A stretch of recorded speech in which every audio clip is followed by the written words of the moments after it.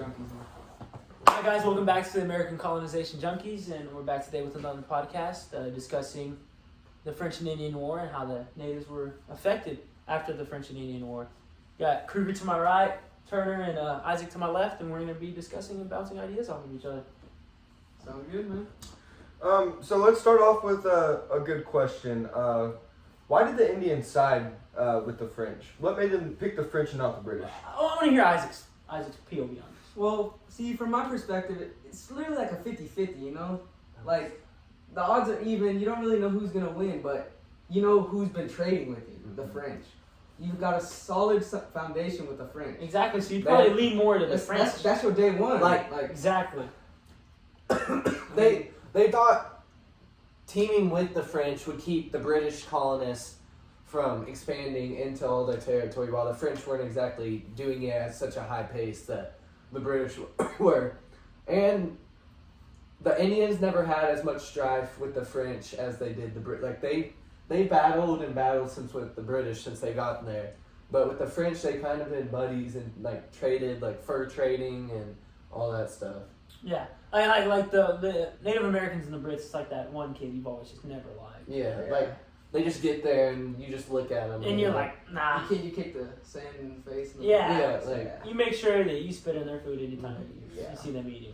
shoot. So the tribes that were affected were more of the northern tribes. I think the tribes towards the south didn't really get it as bad. I feel like they took more of the casualties. Yeah, I feel like since the 13 colonies The were northern to tribes the north. Mm-hmm. Yeah, since In the Ohio Valley, up near the Great Lakes and everything. Yes, because they had forts there with the They French. had forts there, but they also had, that's where the 13 colonies were, and that's where the British were trying to take over that Ohio River Valley. And the Mississippi River regions also got it, not as bad as the northern ones, but they definitely They lost all their land, too. They lost their land. Everyone and ends suffered up some losing their casualties. land. Yeah, Yeah, on the so- Native American side. Yeah. So it was also known as the 7 Years' War. It lasted from 1756 to 1763, which is an interesting little fact. But most people know that it was also called the 7 Years' War, but not many people know the exact time period, the exact which time was the period. battle was So, fought. Yeah. So since we're talking about specifically how it affected, the Indians, how did it affect them financially and like Economically, Mm-hmm. I mean, their main trader was cut off. Mm-hmm. Because they lost, so French was no longer there. They weren't allowed to be there. So I mean that affected them greatly. They traded with them constantly. The fur trade.